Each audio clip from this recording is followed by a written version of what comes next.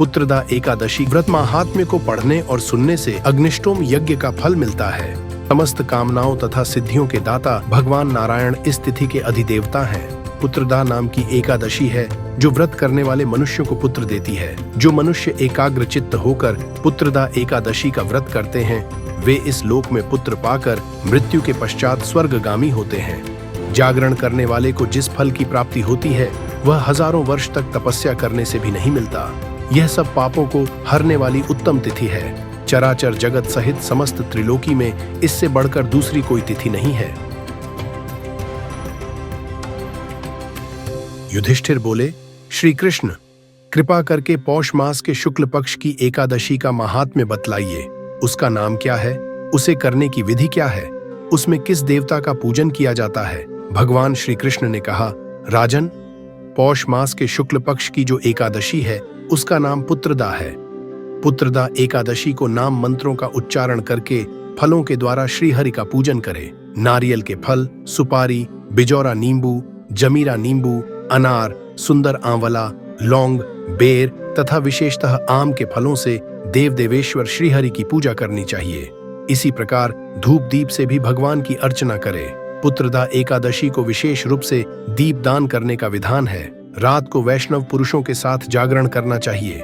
जागरण करने वाले को जिस फल की प्राप्ति होती है वह हजारों वर्ष तक तपस्या करने से भी नहीं मिलता। यह सब पापों को हरने वाली उत्तम तिथि है। चराचर जगत सहित समस्त त्रिलोकी में इससे बढ़कर दूसरी कोई तिथि नहीं है। समस्त कामनाओं तथा सिद्धियों के दाता भगवान नारायण इस तिथि के अधिदेवता हैं। पूर्व काल की बात है, भद्रावतीपुरी में राजा सुकेतुमान राज्य करते थे। उनकी रानी का नाम चंपा था। राजा को बहुत समय तक कोई वंशधर पुत्र नहीं प्राप्त हुआ, इसलिए दोनों पति पत्नी सदा चिंता और शोक में डूबे रहते थे।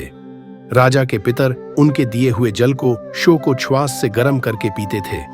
राजा के बाद और कोई ऐसा नहीं दिखाई देता जो हम लोगों का तर्पण करेगा, यह सोच सोचकर पितर दुखी रहते थे। एक दिन राजा घोड़े पर सवार हो गहन वन में चले गए। पुरोहित आदि किसी को भी इस बात का पता न था। मृग और पक्षियों से सेवित उस सघन कानन में राजा भ्रमण करने लगे। मार्ग में कहीं सियार की बोली सुनाई पड़ती थी तो कहीं उल्लुओं की। जहां तन्हा भालू और मृग दृष्टिगोचर हो रहे थे। इस प्रकार घूम घूम कर राजा वन की शोभा देख रहे थे। इतने में दोपहर हो गई। राजा को भूख और प्यास सताने लगी। वे जल की खोज में इधर उधर भटकने लगे। किसी पुण्य के प्रभाव से उन्हें एक उत्तम सरोवर दिखाई दिया, जिसके समीप मुनियों के बहुत से आश्रम थे। शोभाशाली नरेश ने उन आश्रमों की ओर देखा। उस समय शुभ की सूचना देने वाले शकुन होने लगे। राजा का दाहिना नेत्र और दाहिना हाथ फड़कने लगा, जो उत्तम फल की सूचना दे रहा था। सरोवर के तट पर बहुत से मुनि वेद पाठ कर रहे थे। उन्हें देखकर राजा को बड़ा हर्ष हुआ। वे घोड़े से उतरकर मुनियों के सामने खड़े हो गए और पृथक पृथक उन सब की वंदना करने लगे। वे मुनि उत्तम व्रत का पालन करने वाले थे। जब राजा ने हाथ जोड़कर बारंबार दंडवत किया तब मुनि बोले, राजन, हम लोग तुम पर प्रसन्न हैं। राजा बोले, आप लोग कौन हैं? आपके नाम क्या हैं तथा आप लोग किस लिए यहाँ एकत्रित हुए हैं? कृपया यह सब बताइए। मुनि बोले, राजन, हम लोग विश्वदेव हैं। यहाँ स्नान के लिए आए हैं। माघ मास निकट आया है। आज से 5वें दिन माघ का स्नान आरंभ हो जाएगा। आज ही पुत्रदा नाम की एकादशी है जो व्रत करने वाले मनुष्यों को पुत्र देती है। राजा ने कहा, विश्वदेवगण, यदि आप लोग प्रसन्न हैं तो मुझे पुत्र दीजिए। मुनि बोले, राजन, आज पुत्रदा नाम की एकादशी है। इसका व्रत बहुत विख्यात है। तुम आज इस उत्तम व्रत का पालन करो।